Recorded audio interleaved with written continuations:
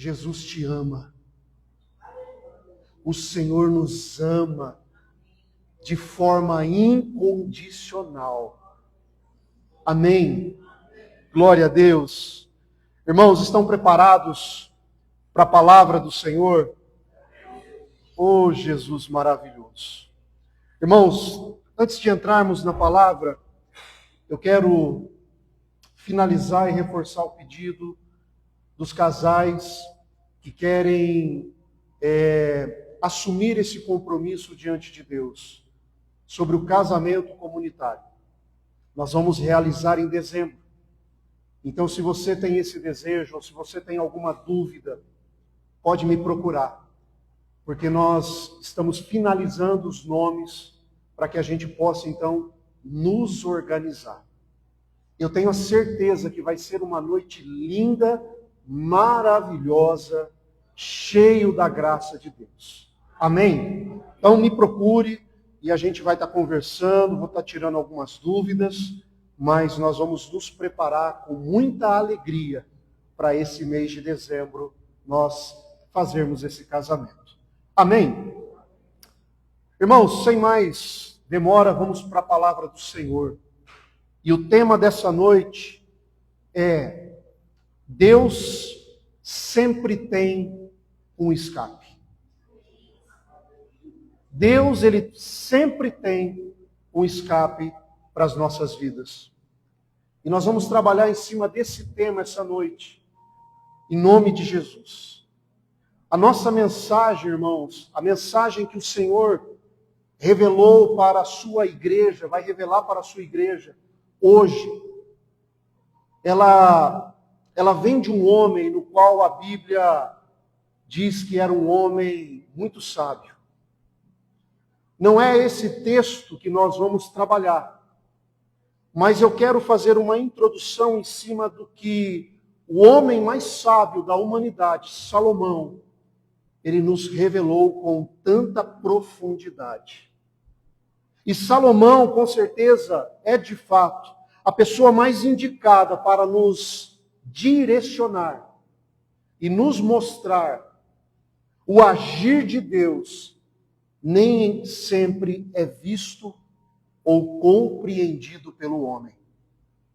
Lá em Eclesiastes, quando ele fala, Eclesiastes 11:5, ele fala assim: assim como não conhece o caminho do vento, nem como o corpo é formado no ventre de uma mulher, também não pode compreender as obras de Deus, o Criador de todas as coisas.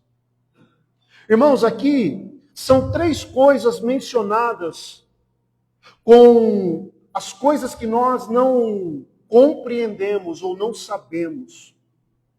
O caminho do vento, a formação de um corpo no ventre materno e também o agir de Deus. Nós não conseguimos entender ou compreender, mas principalmente nós não conseguimos ver. Se nós olharmos para o vento, nós olhamos para o vento, podemos saber até o caminho dele. Se nós olharmos para as folhas das árvores, se nós ali tivermos a percepção e as evidências para onde ele está soprando. Mas, irmãos, nunca será possível enxergar com os nossos olhos humanos a trajetória, da onde veio, o caminho no qual ele está percorrendo. É algo fora ao alcance dos nossos olhos. Assim também, semelhante à formação de uma criança, de um feto no ventre da mãe. É muito parecido porque ocorre ali de forma oculta aos olhos humanos. Nós não podemos ver como ocorre. Nós não sabemos, não compreendemos e não vemos a formação.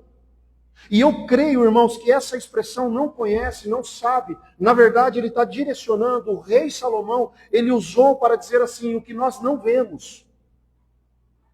Por mais que a ciência hoje traz muitas explicações, mas nós não conseguimos ver a formação de um feto, o ligamento dos nervos, a formação dos ossos. Irmãos, eu creio que quando nós falamos sobre o agir de Deus não é diferente. O texto bíblico diz que Deus ele age em todas as coisas. Deus ele age em todas as coisas, ele é o criador de todas as coisas. E depois que eu olho para essas duas menções, eu vejo de forma clara que tudo isso fica oculto aos nossos olhos, porque isso na verdade é um paralelo sobre o agir de Deus na nossa vida. O agir de Deus na nossa vida, ela é de forma invisível. Todas as coisas, embora nós possamos ver, mas o agir de Deus, irmãos, ele acontece de forma como nós não conseguimos entender ou compreender, principalmente ver. A forma que Deus age nunca será previsível. Eu quero uma água, por favor. A maneira como Deus ele vai agindo, ela nunca vai ser de forma previsível. Então, o homem ele não vai conseguir compreender. A mente humana, ela não consegue entender. Ela não consegue mensurar. O nosso raciocínio não consegue entender o agir do grande Deus, em que nós louvamos e cantamos agora há pouco. É por isso, irmãos, que essa noite nós vamos falar sobre esse tema. Deus sempre tem um escape. E eu peço aos irmãos que abra a sua Bíblia no livro de 2 Reis, capítulo 6. 2 Reis, capítulo 6. A leitura de hoje vai ser um pouquinho longa, mas é uma história um pouco macabra, até se eu posso usar essa palavra. Mas é uma história, irmãos, com uma profundidade. Então a nossa leitura vai ser um pouquinho extensa, porque nós precisamos entender o texto. 2 Reis, capítulo 6, nós vamos ler a partir do 24.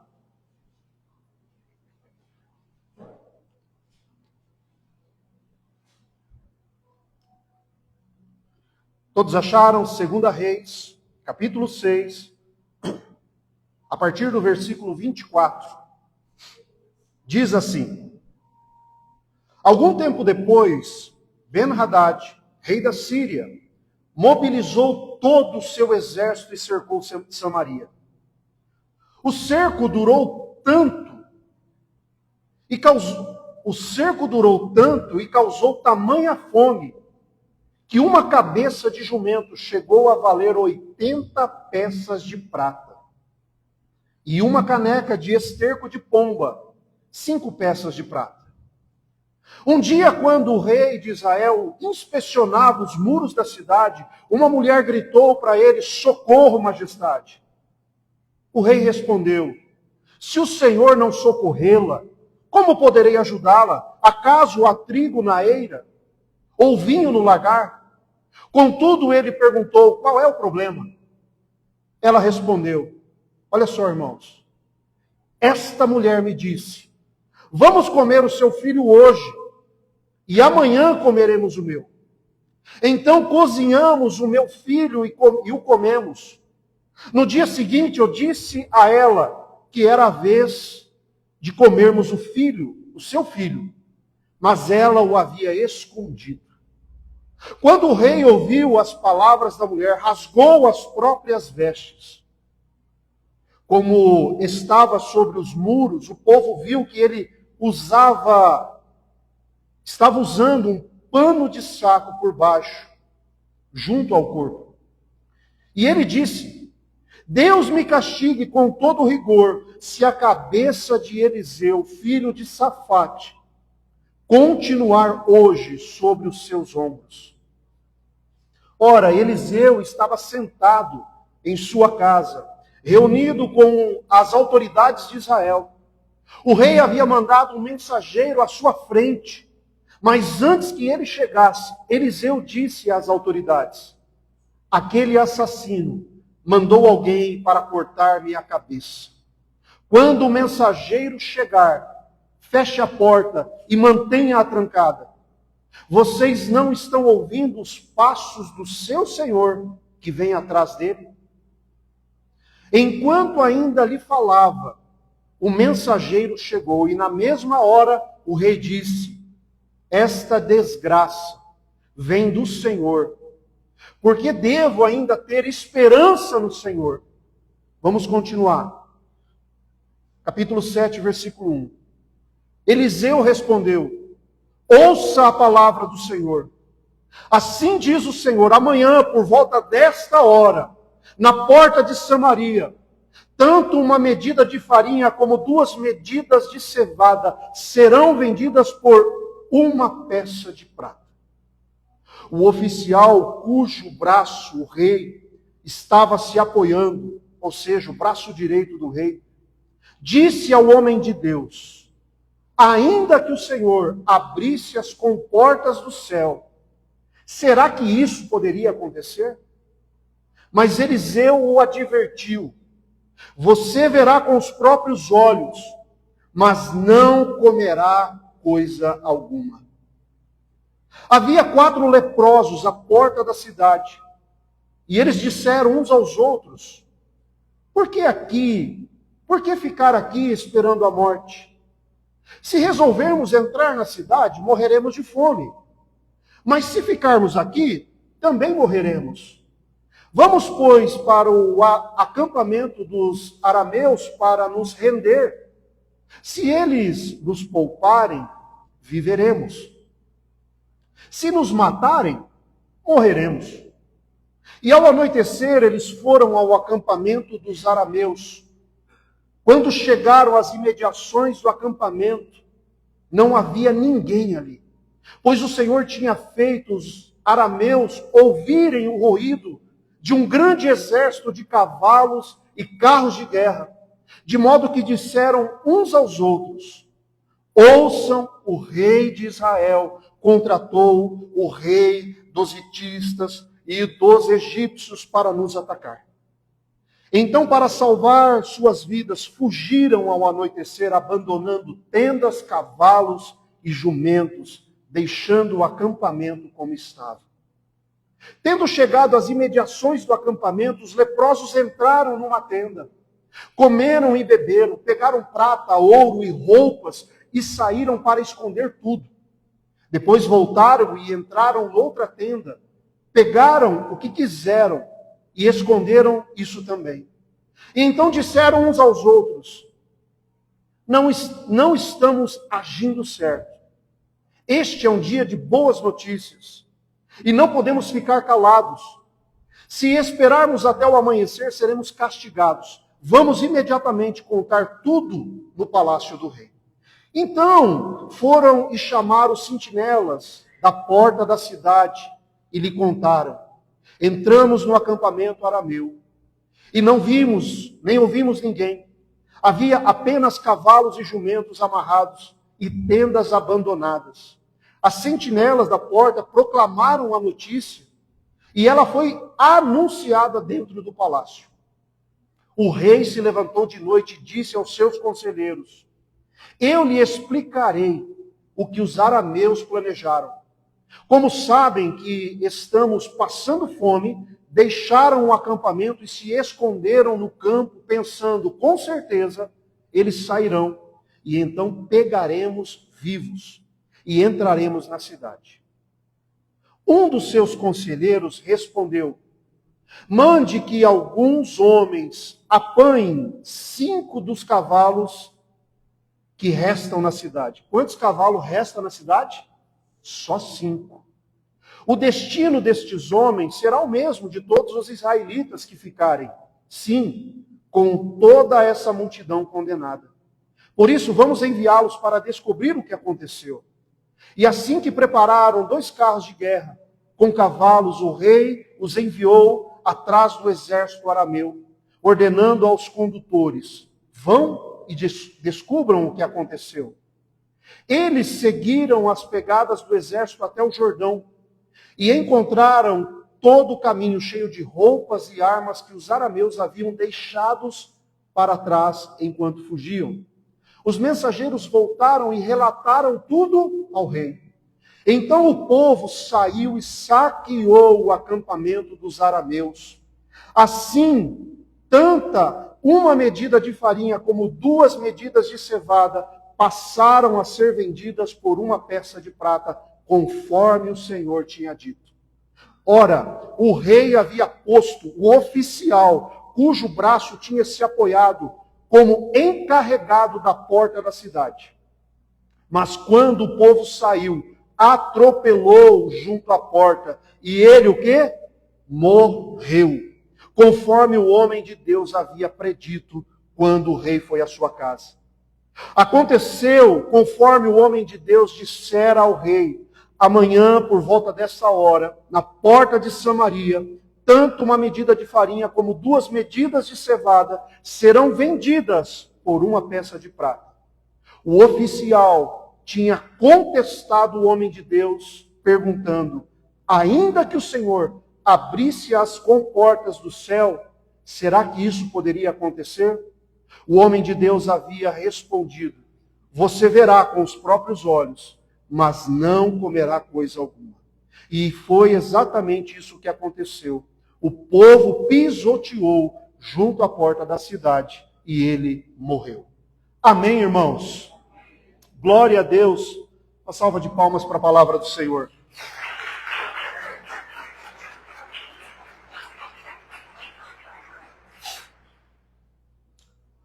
Amém. O texto um pouquinho extenso, mas não faz mal a gente ler a Bíblia. Mas eu precisava ler até o final para nós entendermos toda a história. Por quê? Porque eu vou tirar alguns pontos, os pontos no qual o Senhor colocou no meu coração, para que nós venhamos trabalhar essa noite. E essa história, irmãos, é uma história muito triste que aconteceu. Esse cerco em Samaria foi algo inesperado. Foi algo que não foi planejado. Mas o exército acabou cercando a cidade. Eles cercaram toda a volta da cidade, impedindo pessoas de entrarem e saírem. E eu trouxe para nós, essa noite, 7 pontos no qual o Senhor me apontou a respeito do que nós acabamos de ler. E trazer isso para a nossa vida, irmãos. E o primeiro ponto que eu trago para essa noite é o cerco do inimigo. Assim como o rei da Síria, ele cercou Samaria, o nosso inimigo, muitas vezes, ele nos cerca. Ele nos cerca diante de algumas situações, diante de algumas acusações. Assim como esse povo, eles estavam cercados pelo exército inimigo. Muitas vezes eu e você, irmãos, nos sentimos cercados pelo nosso inimigo.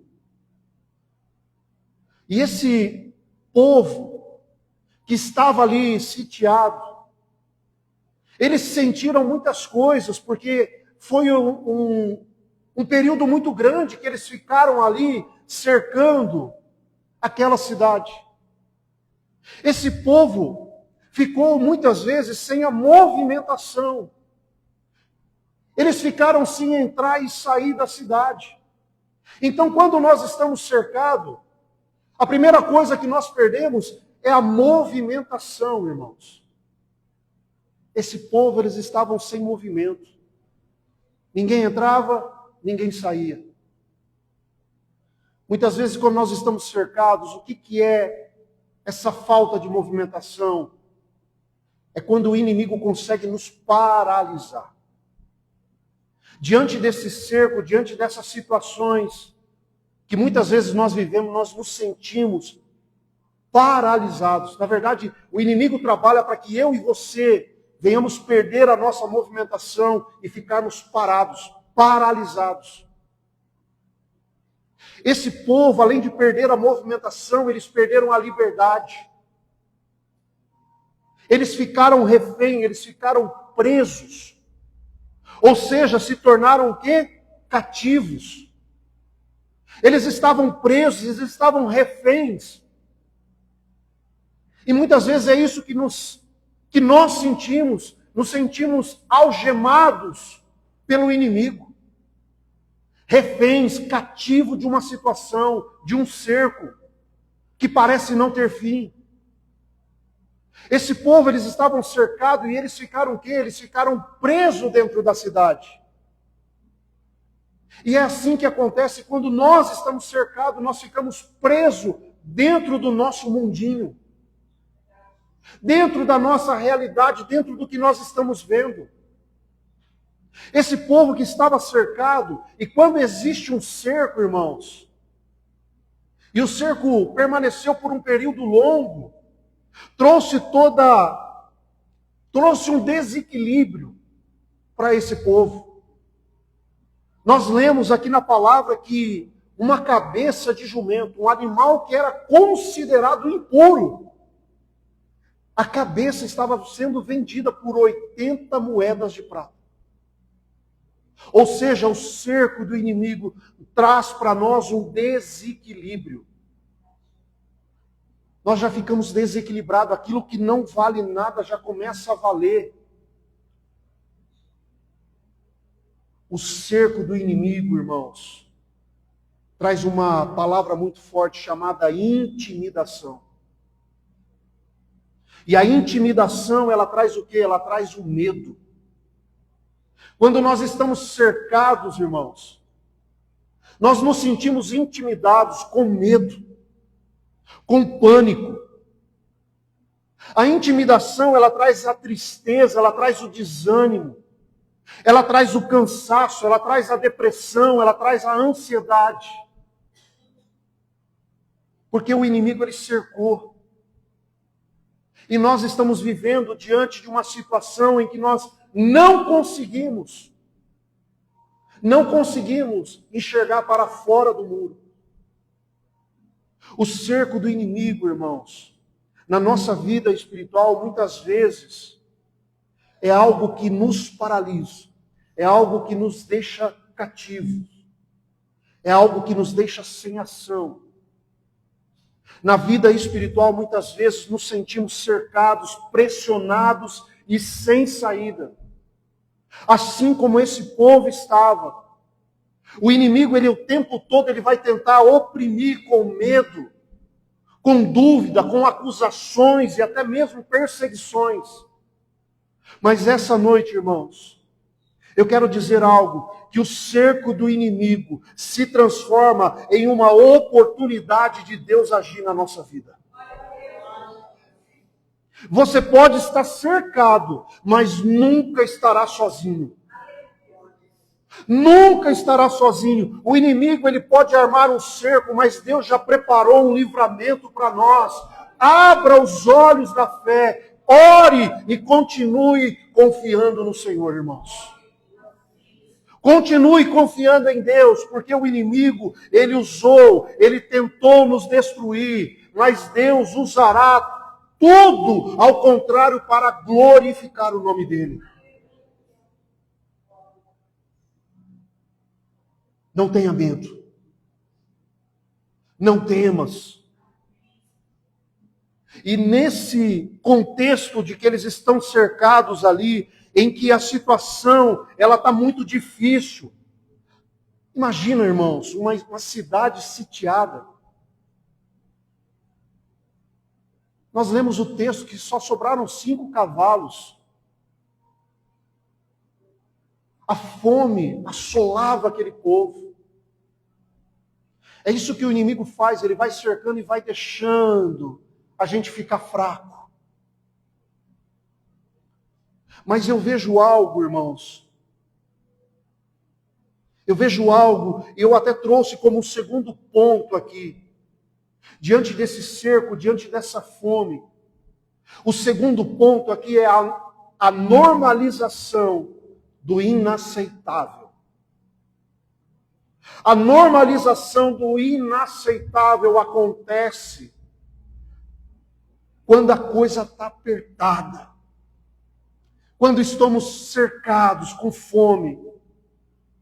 Nós lemos aqui, irmãos, que duas mães combinaram uma com a outra. Olha, hoje nós comemos o meu filho e amanhã nós comeremos o seu.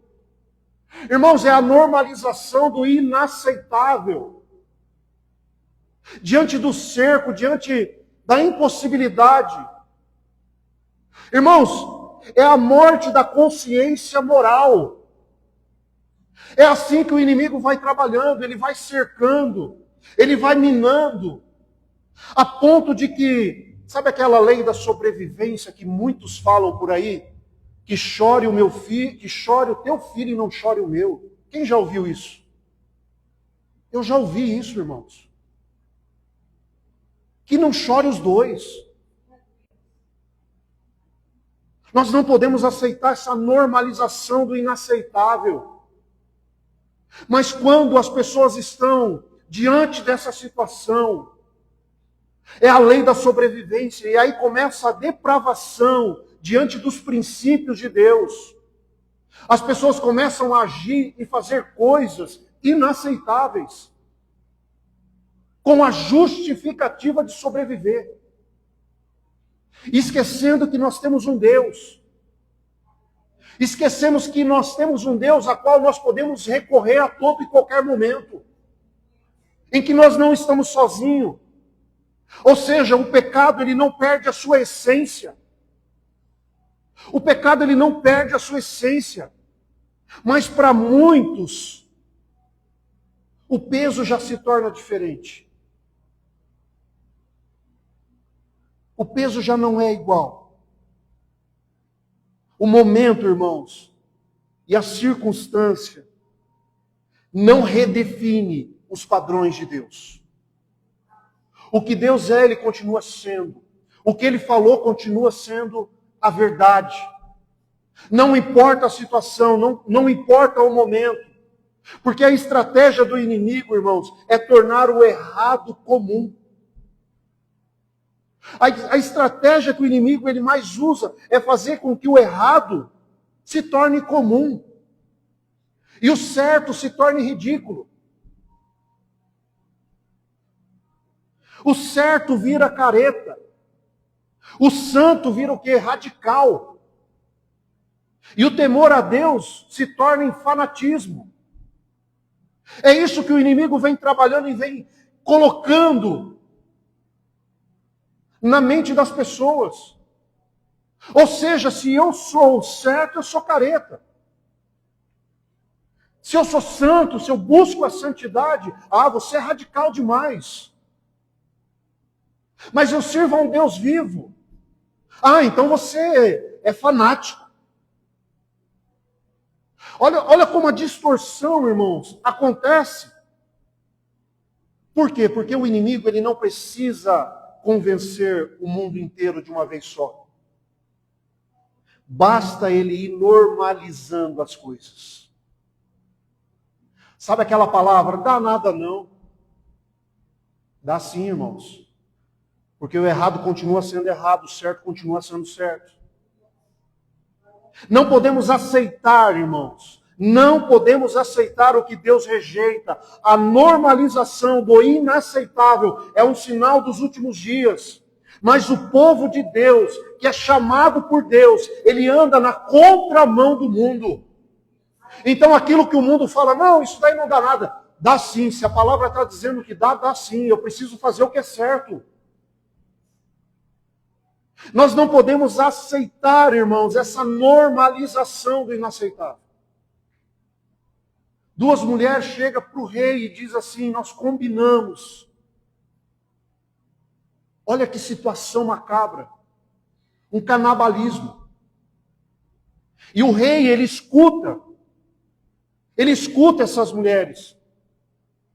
E o terceiro ponto que eu trago aqui é que o rei ele estava vestido de um pano de saco por debaixo. E quando alguém usava essa roupa de pano de saco, ela estava em luto ou arrependida. Era uma forma dela expressar isso. Mas quando essas mulheres vão falar com o rei se mostra que ele não está arrependido. Porque ele diz assim: se Deus não te ajudar, quem sou eu? Quem sou eu?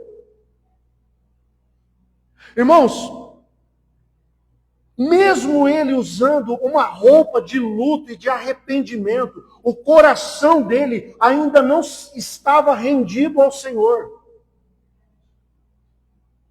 Isso me faz pensar que quantas vezes pessoas rasgam as suas roupas diante de Deus, mas não conseguem rasgar o seu orgulho.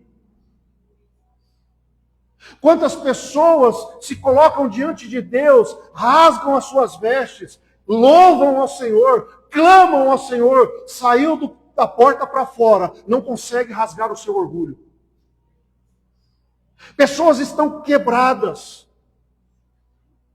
Pessoas estão sedentes. Passando pelo funil, na última parte do funil, aquela parte mais apertada, mas elas ainda resistem à voz do Senhor. Lá em Joel, capítulo 2, versículo 12, diz assim: voltem para mim de todo o coração, com jejum, com choro e lamento. Rasguem o coração e não as vestes. Irmãos, o que o texto está dizendo é que não basta um arrependimento por fora. Não basta essa expressão só por fora. Nós precisamos nos voltar para a verdade. É preciso reconhecer, irmãos, que nós, se não tivermos Deus, nós não somos ninguém. Nós não somos ninguém. Se eu e você, nós não colocarmos Deus na nossa vida como a única prioridade e entender que sem Ele nós não somos nada.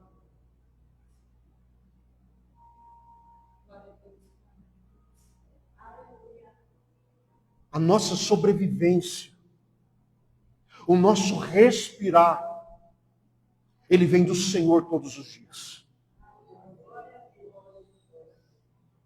Enquanto nós não entendermos isso, enquanto não colocarmos na nossa cabeça, enquanto nós tentarmos buscar um monte de outras coisas que o mundo oferece, irmãos, você nunca vai ter felicidade. Você nunca vai experimentar a alegria de Deus. Nós precisamos, irmãos, não deixar só que o nosso exterior venha mostrar alguma coisa, mas que o nosso interior venha viver o excepcional, a graça de Deus. O rei, ele rasga as suas vestes, mas ele não está arrependido. Mas eu olho para esse texto, irmãos, e eu vejo um quarto ponto aqui. Diante da pressão da impossibilidade, o rei, ele se revela. Diante da pressão da impossibilidade, muitas pessoas se revelam, irmãos. O rei, ele se revelou aqui muitas coisas, ele se sentiu incapaz. Ele buscou um culpado. Diante da pressão da impossibilidade, muitos procuram um culpado. Espera aí, deixa eu ver por que eu estou passando por essa situação. É culpa de quem?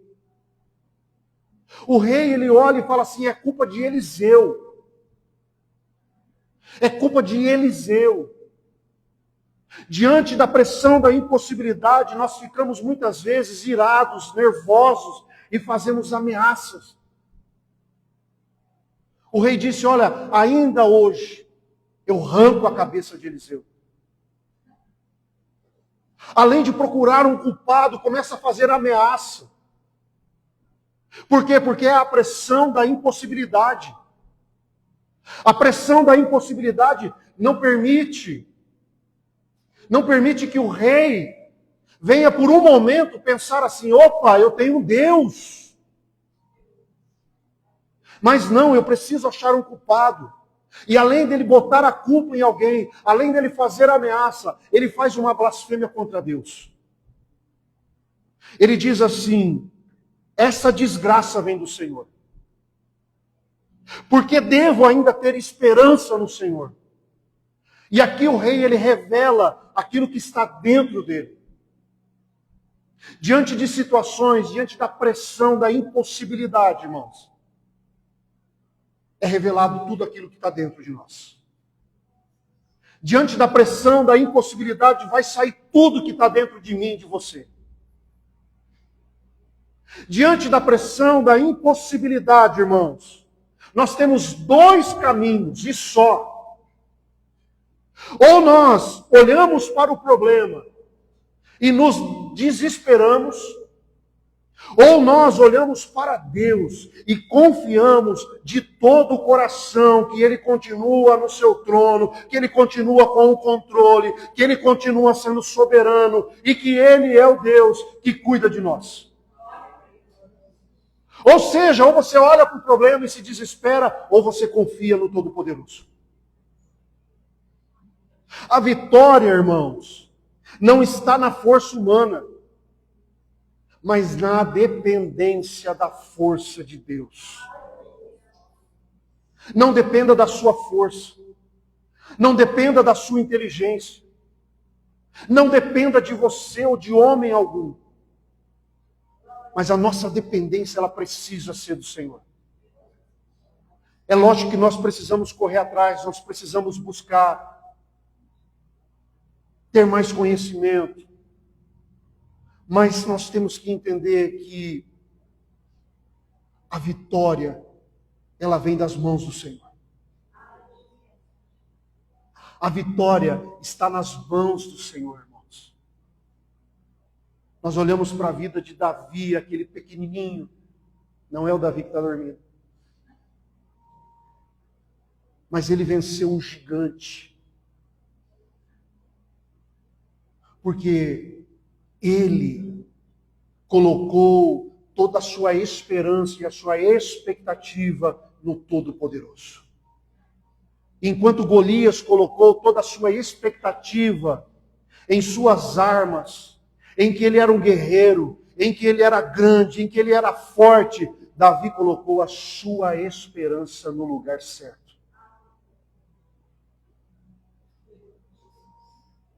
Irmãos, o rei, ele fica irado. E ele começa a fazer ameaça. E ele diz que vai cortar a cabeça do profeta. Ele precisa achar um culpado. E ele manda um mensageiro à frente e diz assim: vai à frente. Só que quem anda com Deus já anda avisado. O Senhor já tinha falado para Eliseu antes do mensageiro chegar. Mas aqui sai o quinto ponto. Diante do caos, existe uma voz de autoridade. Diante do caos, existe uma voz de autoridade. Irmãos, lá dentro de Samaria, tinha um homem de Deus chamado Eliseu. E onde tem um homem de Deus, aonde tem uma mulher de Deus, ele vê o que ninguém está vendo. Ele sente o que ninguém está sentindo. Ele crê naquilo que ninguém mais está crendo. Ele espera o que ninguém mais está esperando, irmãos. Porque a sua confiança está em quem? Está em Deus. Aqui tem homens de Deus e mulheres de Deus. Eu declaro sobre a vida de vocês. Vocês são homens de Deus e mulheres de Deus, então declare. Abra a boca e declare. Declare, irmãos. Uma voz de autoridade em meio ao caos, declare. Eliseu, ele era um profeta da época. E a sua missão era o quê? Trazer a revelação de Deus. Aquilo que Deus anunciava através dele, ele anunciava para o seu povo. E a mensagem que Deus deu para Eliseu era uma mensagem de bênção. Era uma mensagem que iria dar tudo certo. E quando o rei chega diante de Eliseu, Eliseu diz assim, ó, amanhã, no mesmo horário, haverá um grande milagre, que uma medida de farinha e 2 de cevada valerão uma peça de prata. Ou seja, Eliseu estava dizendo assim, amanhã haverá fartura, amanhã vai passar toda essa escassez, amanhã nós não vamos mais estar cercados, amanhã nós vamos estar livres, todo esse sofrimento vai passar. O profeta estava declarando, assim como Deus está declarando hoje, vai passar! Aleluia! Shirianda labachore canta lamassou. Ei, a voz de Deus está dizendo assim, vai passar! Xaramaná sorecanta labassou.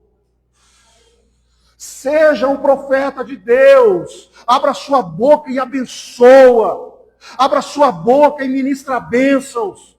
Abra sua boca e anuncie a palavra de Deus. Por mais que a situação esteja desconfortável, mas seja um canal de bênção.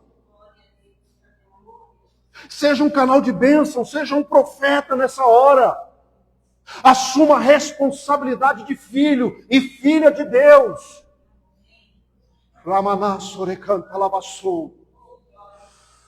Não abra a boca para reclamar, não abra a boca para murmurar, mas abra a sua boca declarando vitória, declarando que o Senhor está contigo, que tudo isso vai passar.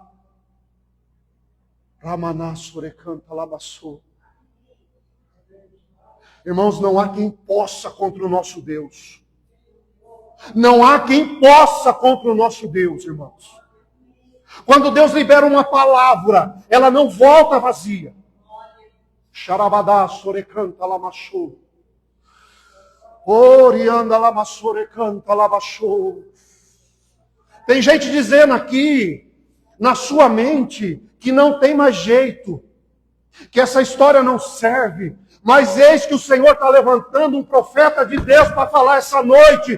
Tem jeito sim, não é um ponto final. É que o Senhor está contigo.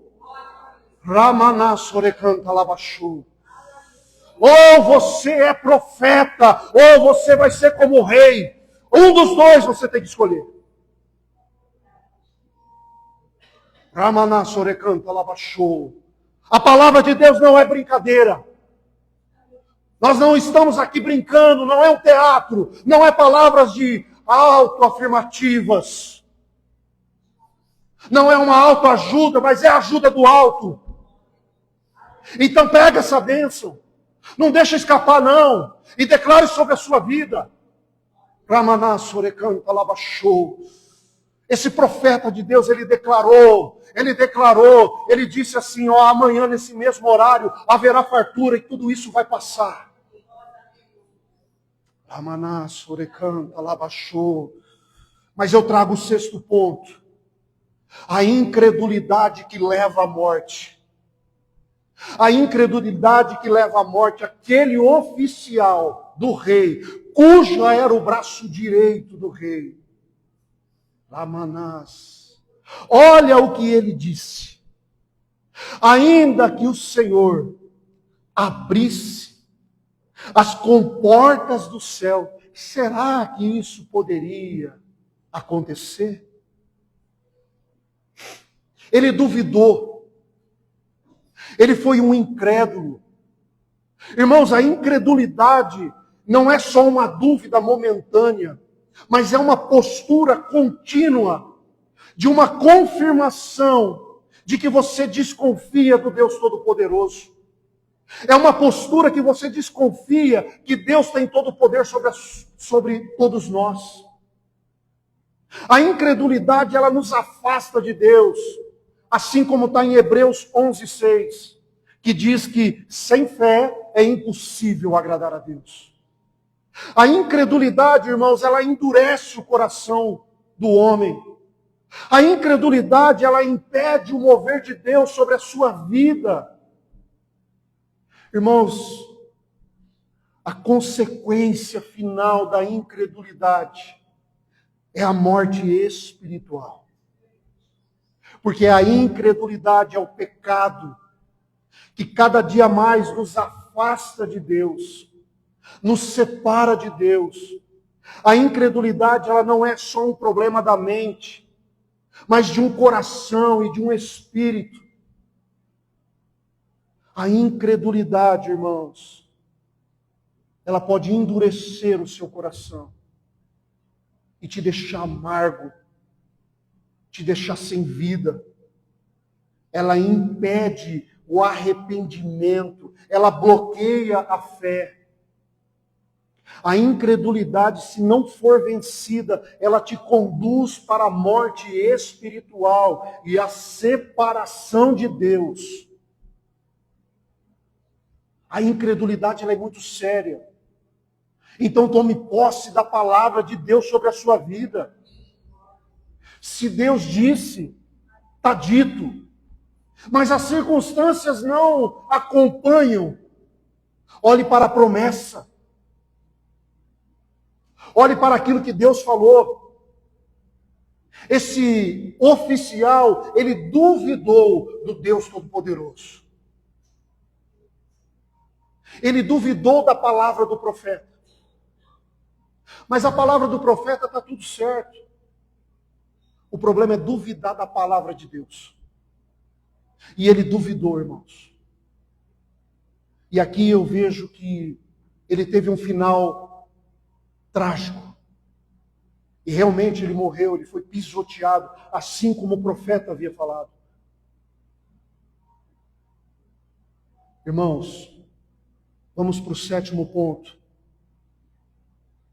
O 7º ponto diz que Deus surpreende usando os improváveis. Vou repetir, Deus ele surpreende usando os improváveis. Após o profeta de Deus anunciar que no outro dia haveria fartura, havia 4 leprosos ali na porta da cidade. Esses leprosos, eles foram excluídos pela sociedade. Eles eram desprezados, viviam do lado de fora da cidade. E ninguém podia esperar nada deles. Deixa eu dizer para mim e para você, muitas vezes as pessoas não esperam nada da gente. Muitas vezes eu e você, nós somos os improváveis. Muitas vezes eu e você, nós estamos morando quase que do lado de fora. Muitas vezes eu e você somos vistos como leprosos. Mas Deus surpreende usando os improváveis. É por isso que lá em 1 Coríntios 1:27 diz: mas Deus escolheu as coisas loucas desse mundo para confundir as sábias. E Deus escolheu as coisas fracas deste mundo para confundir as fortes. Irmãos, Deus surpreende usando os improváveis. Por que que Deus surpreende usando os improváveis? Porque Deus não vê como o homem vê. Deus não enxerga com os olhos humanos. Ora, manás. Lá em 1 Samuel, capítulo 16, versículo 7, diz que o homem vê o exterior, porém o Senhor, o coração. Assim como Samuel pensava que Eliabe era o futuro rei, mas Deus disse, não, eu escolhi Davi, o improvável. Eu escolhi Davi, aquele que está esquecido. Irmãos, Deus usou Gideão para libertar o povo e transformou esse homem que era um agricultor num grande guerreiro. Deus usou esse homem e transformou ele em um grande guerreiro.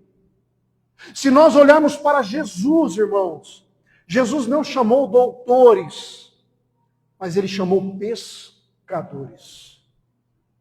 Ou seja, irmãos, os improváveis para fazer a diferença. Esses leprosos, eles eram os improváveis, mas foram eles que o Senhor usou para que eles fossem no acampamento e visse que não tinha mais ninguém lá. E o próprio Senhor disse assim, o próprio Senhor fez com que eles dissessem assim: olha, vamos anunciar as boas novas. Hoje é um dia bom. E assim como Deus usou a vida daqueles homens, Ele pode usar a minha e a sua vida para levar as boas novas, para anunciar o Evangelho, para levar a luz em meio às trevas.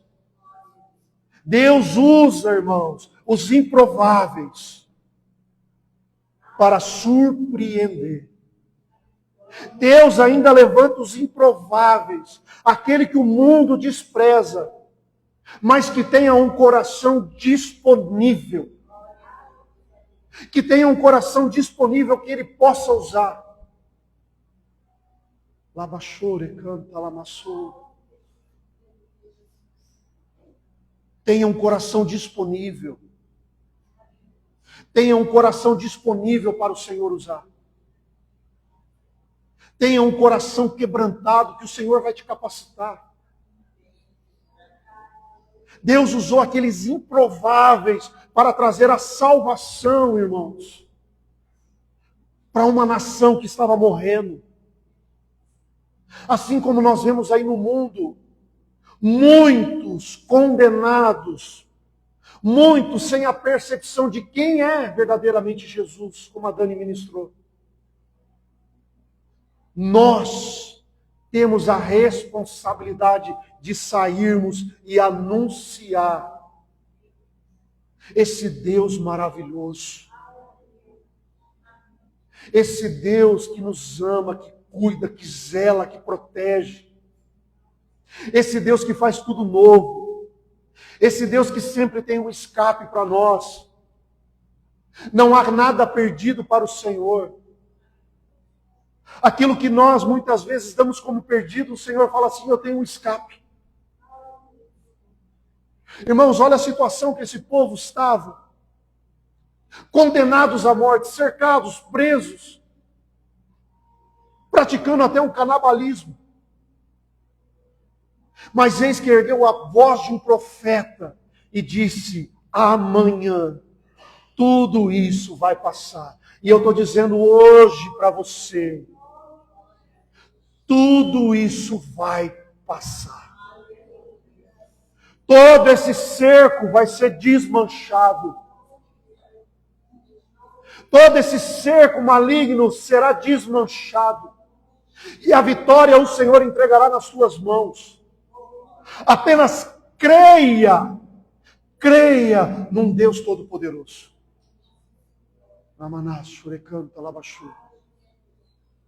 Eu quero concluir, irmãos. Eu quero chamar o grupo de louvor aqui à frente.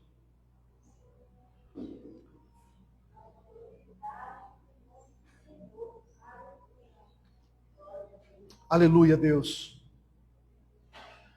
Eu quero concluir essa mensagem e dizer para você quem é você diante do cerco do inimigo. Quem é você diante do cerco do inimigo? Quem é você diante da crise? Quem é você diante do caos? Diante dos problemas? Quem é você diante do deserto? Quem é você diante da ansiedade? Da guerra mental? Quem é você diante do impossível? Você será como o rei, tentando achar um culpado para excluir a sua responsabilidade? Você será como o rei que vai blasfemar contra Deus? Você será como o oficial do rei, que se apoiou em cima da sua própria força, deixando que a incredulidade endurecesse o coração e duvidasse da palavra de Deus, do poder de Deus? Ou você vai ser como o profeta Eliseu? Um homem de Deus que, apesar das dificuldades, ele mantém a sua intimidade com Deus todos os dias. Diante das dificuldades, e apesar da situação ser uma situação de extrema dificuldade, Eliseu, ele libera a palavra de vitória. Ele libera a palavra de esperança, ele libera a palavra de fé.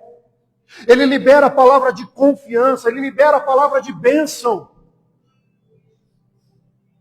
Use o exemplo desses 4 leprosos, que ao invés de reter tudo isso, eles não reteram para eles, mas eles resolveram compartilhar.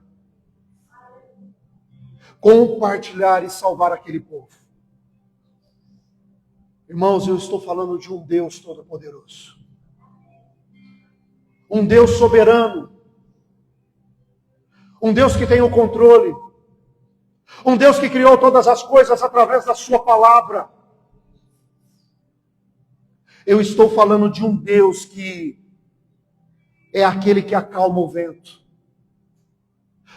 Um Deus que não só acalma o vento, mas ele aquieta o mar. Um Deus que tira a força do fogo e faz o leão jejuar, irmãos. O Deus que derruba muralhas e dá estéril, faz mãe de filhos. É esse Deus que eu estou anunciando hoje para vocês. E Ele é o mesmo que brada do alto: não temas, eu estou contigo. Quem crê, diga amém. Se coloque de pé, vamos adorar ao Senhor.